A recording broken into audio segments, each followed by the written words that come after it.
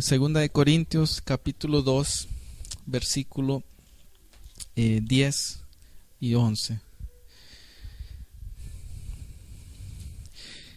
Y leemos la palabra en nombre del Padre, del Hijo y del Espíritu Santo. Y dice lo siguiente, Segunda de Corintios capítulo 2, 10 y 11. Y al que vosotros perdonáis, yo también, porque también yo lo que he perdonado, también yo lo he voy a comenzar. Y al que vosotros perdonáis, yo también, porque también yo lo que he perdonado, si algo he perdonado, por vosotros lo he hecho en presencia de Cristo, para que Satanás no gane ventaja alguna sobre nosotros, pues no ignoramos sus maquinaciones.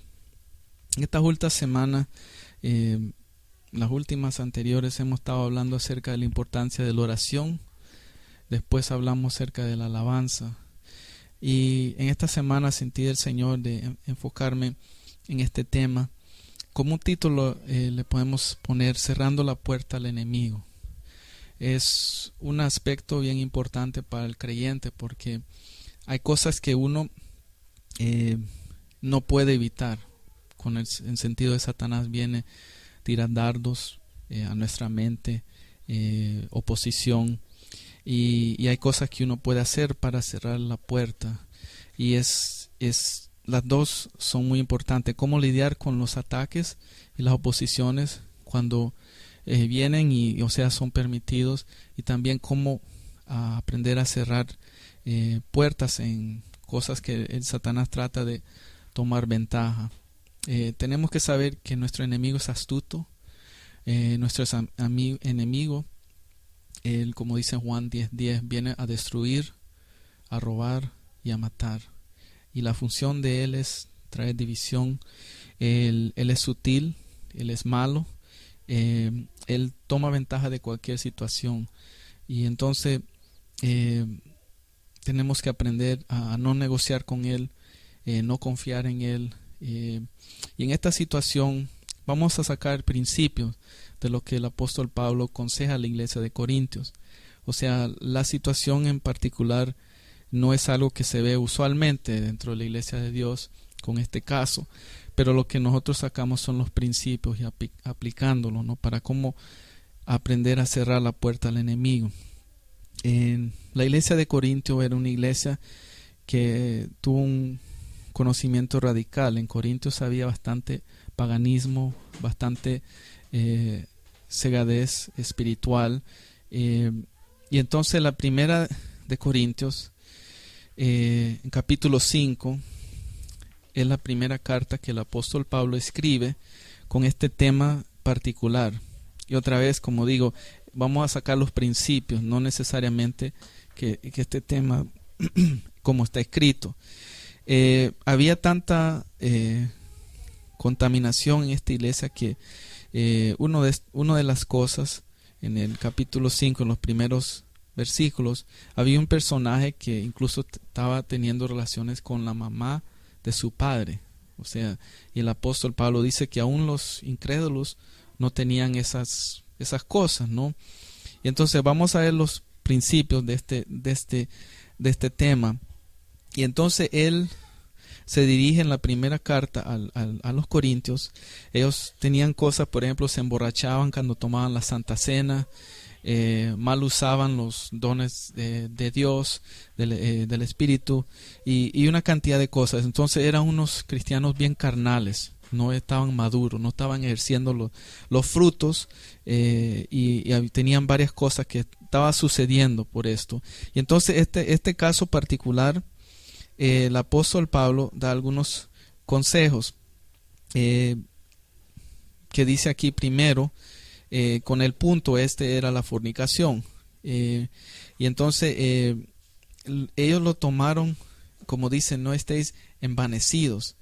Entonces la situación, uno puede poner cualquier cosa ahí, de que no le agrada al Señor o que sabemos que es malo, ¿no? Cómo nosotros debemos reaccionar, como Pablo le dice, no deberías más bien haberos lamentado. O sea, nosotros como cristianos si el Espíritu está dentro de nosotros, en esta situación, así vamos a aprender a cerrarle la puerta al enemigo. Lamentarnos, y dice también, comienza entonces una situación que él está realmente expandiendo lo que Jesucristo dijo en Mateo 18. En Mateo 18, Jesucristo habla acerca de qué hacer cuando una persona peca contra su hermano, ¿no? Y da un proceso, dile a la persona, después si no oye, vaya con otro hermano, testigos de 2, y si no, por último, que es el último caso, dice, díganlo entre la iglesia y traten a esa persona después como gentil y publicano. Entonces el apóstol Pablo es realmente expandiendo a estas palabras de Jesucristo, y con el fin, como dije al comienzo, es aprender a cerrarle la puerta al enemigo. Y entonces los de Corintios les da unos principios y les dice de no estar envanecidos, no estar creídos, y eso es lo que pasa también en otra parte. En Corintios le dice el que se piensa estar fuerte, o que se diga que no se piense que estar fuerte, porque cada uno de nosotros podemos caer, ¿no? Y entonces le dice esta persona cómo debemos hacer. En el versículo 8, así que celebremos la fiesta no con la vieja levadura, ni con la levadura de malicia y de maldad, sino con panes sin levadura, de sinceridad y de verdad. Entonces él se estaba refiriendo en el versículo 6, que dice, no sabéis que un poco de levadura leuda toda la masa. Y así es como el enemigo es bien sutil. Si uno le da una entrada, poquito a poco entra y comienza la contaminación, que eso es lo que el enemigo quiere. Y entonces la manera que debemos hacer es sinceridad y verdad. Y entonces en este caso da unos consejos también, que se está refiriendo a los hermanos de la fe, porque dice en el versículo 10 que está hablando incluso que no juntéis con los fornicarios, pero aclara que no es con los del mundo, es con una persona que se dice ser creyente y está haciendo cosas del mundo. En este caso era fornicación. 10. No absolutamente con los fornicarios de este mundo, o con los ávaros, o con los ladrones, o con los idólatras, pues en tal caso os sería necesario salir del mundo. Y aquí donde está la aclaración. Más bien os escribí que no os juntéis con ninguno que, llamándose hermano, fuere fornicario, o ávaro, o idólatra, o maldiciente, o borracho, o ladrón, con el tal ni aun comáis. Entonces parece como un extremo, ¿no? Pero esos sí son principios sanos para uno no llegar a los extremos, ¿no? Que el Señor nos comparte hoy en día. Y eso nos va a ayudar a cerrarle la puerta al enemigo. Incluso habla acerca del tipo de juzgar, porque hay casos que personas quizás pueden acomodar, decir que no juzgue a la persona. Obviamente las personas del mundo, Dios se encargará de eso, pero entre uno tiene con amor, porque también en Gálatas 6 habla acerca de que si un hermano es sorprendido en un pecado, que tiene que hacerlo en amor y mansedumbre, porque cada uno quizá puede caer en la misma cosa, y todos no somos exentos mientras estamos en el mundo. Entonces por eso el capítulo 5 del 1 de Corintios. Vamos entonces al 2 de Corintios 2, ¿por qué está escrito la segunda parte? Entonces la primera parte, lo que pasó, la iglesia de Corinto escuchó el consejo de Pablo y fueron a ese hermano y le dijeron, entonces él lo trataron como era del mundo. Y entonces sucedió la segunda parte, que escribió otra carta, y ya el hermano se había arrepentido, o sea, ya sentía que equivocó, y entonces por eso escribió esto en la capítulo 2, y vamos a ver el versículo 6. Le basta a tal persona esta reprensión hecha por muchos, así que al contrario vosotros más bien debéis perdonarle y consolarle, para que no sea consumido de demasiada tristeza. Entonces es como una frase que dice como amor duro, ¿no? Pero el hermano, si la persona conoce al Señor, conoce los principios del Señor, las cosas difíciles en la vida, incluso la disciplina, va a traer la persona eventualmente, cuando es enfrentado con la verdad, a los caminos del Señor. Y entonces eso es lo que pasó con este personaje. Y entonces Pablo le dice, entonces, ok, perdónalo, consólalo, anímenlo, ¿no? Y dice en el 8, por lo cual os ruego que confirméis el amor para con él. Y entonces un paso más, el amor. Entonces esa es la manera, los principios, cómo debe un cristiano realmente,